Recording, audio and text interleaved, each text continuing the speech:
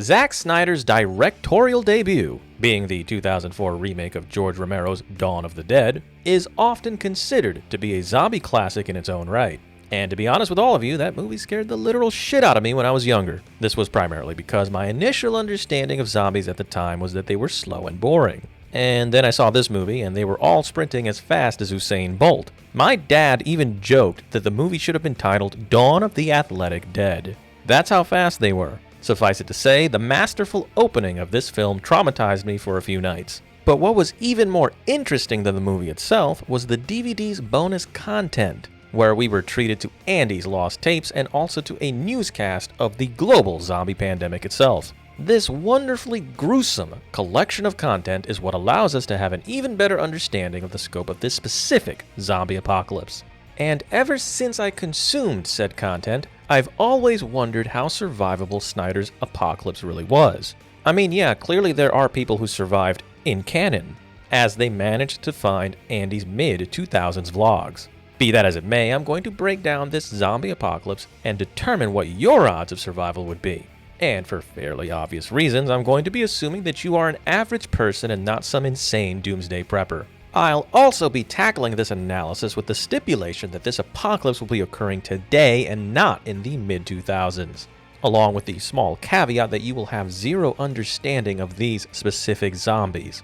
So with all that said, let's get this party started by covering the undead themselves.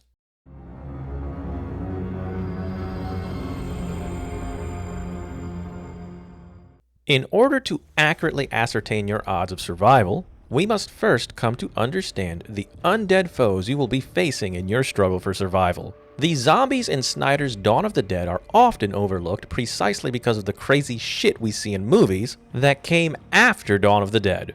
But make no mistake, these undead freaks are a nightmare to deal with. For starters, these motherfuckers run hella fast. And worst of all, they never get tired. Unlike the rage infected in the 28 Days, Weeks, and Years Later franchise, these Zeeks are reanimated corpses.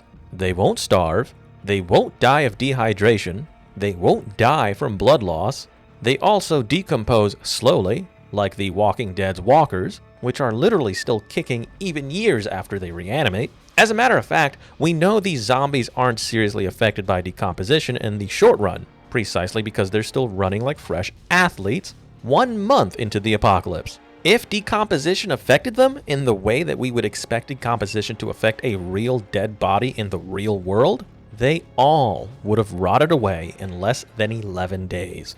Clearly that didn't happen.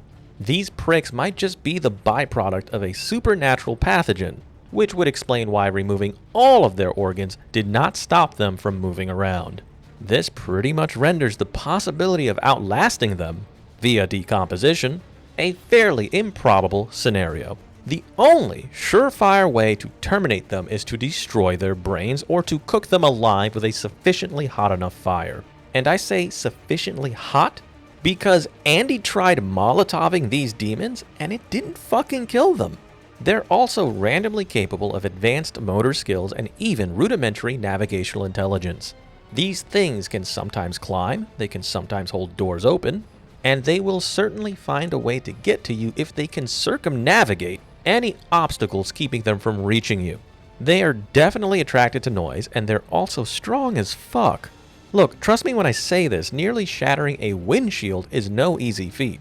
But fortunately for all of us, they aren't comically strong, as shatterproof glass was enough to keep a massive horde from breaching the Crossroads Mall. So odds are, shit as simple as metal shutters and concrete walls might just be enough to hold them at bay. And sometimes if you shoot them, they'll spaz out as if they're stuck in some infinite stun lock animation. Now many people in my other Dawn of the Dead videos assume that they'll freeze in the winter. But that's merely speculation, as we don't really know whether they can or cannot freeze. But what we do know is that a single bite or scratch is enough to eventually turn you into one of them. The process of transforming into one of these zombies can be quick or slow depending on the severity of the infection and its location. And according to the newscast bonus content, we also know that simply getting infected blood into your bloodstream is enough for you to get infected. Which means that you can't really afford to get infected blood in your eyes, mouth, or any other open orifice or open wound. We also don't know if it's possible to prevent a total infection by cutting off bitten arms or legs. Fortunately for us, these zombies don't seem too eager to swim, but that may just be a case of us having a limited sample size of scenes to determine whether or not they can or cannot swim. Overall, the undead in Snyder's Dawn of the Dead are terrifying. But what truly makes this apocalypse a nightmare is the actual scope of said apocalypse.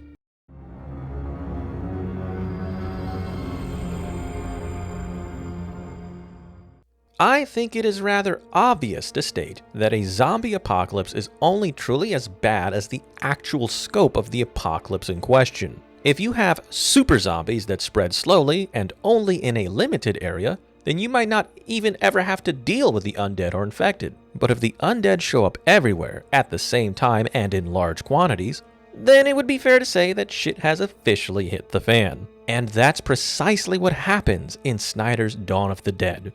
When we look at the newscast special, which is absolutely canon to the lore of the film, we see that the entire world is overrun by the undead in just 26 fucking hours. This is largely due in part to the fact that this zombie outbreak occurred worldwide nearly simultaneously. Wherever there are people, there will be the Snyder zombies.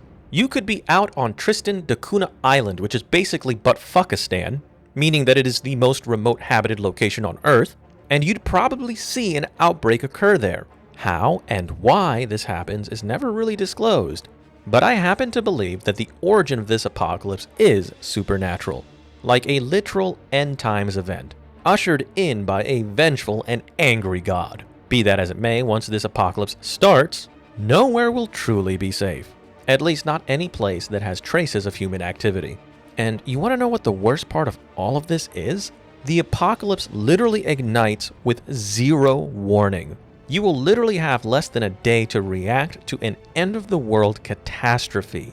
So to quote the late great Abraham Ford, you'll be neck deep in shit creek with your mouth wide open.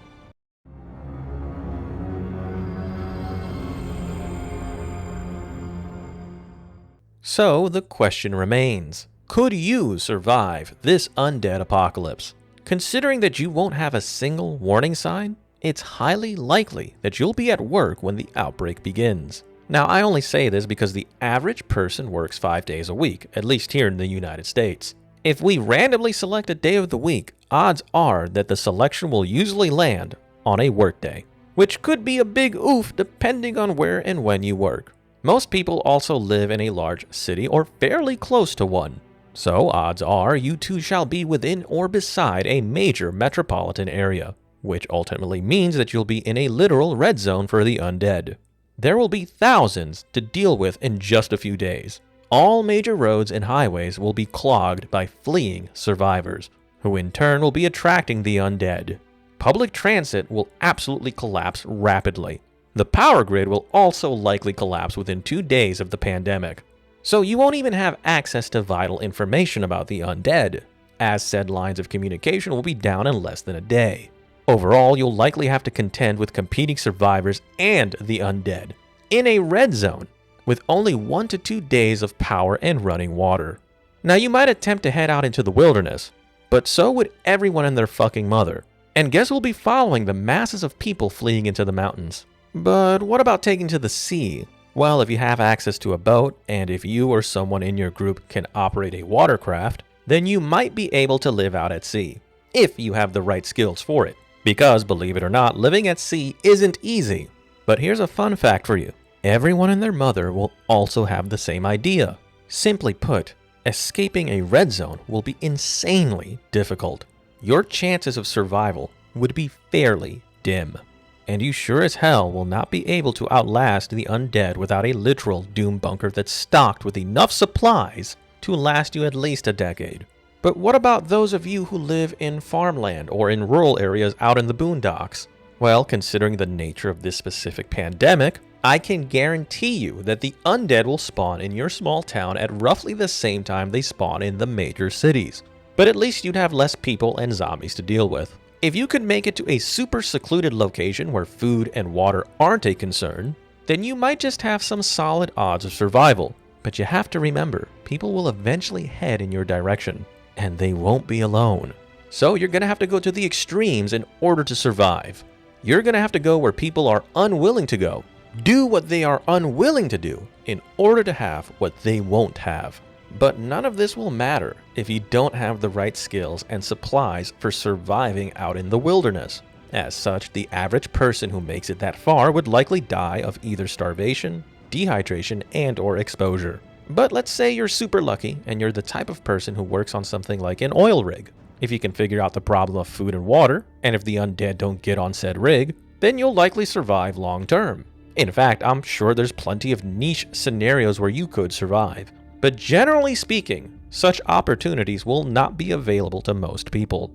All things being considered, I'd wager that your best chance of surviving this specific apocalypse is to get your hands on a boat, and then to head to an uninhabited island that can sustain you and your group indefinitely. But that is far easier said than done. You won't have the time to even organize a coherent group. No real time to plan or prepare. Shit is literally gonna hit the fan in 26 hours and you're gonna be contending with stupidly fast zombies that won't give you a moment to rest, all while potentially coming into conflict with desperately violent people. And that's what really makes this apocalypse so difficult to deal with. It will be as if the world itself spontaneously combusted. This shit ain't gonna be some slow burn.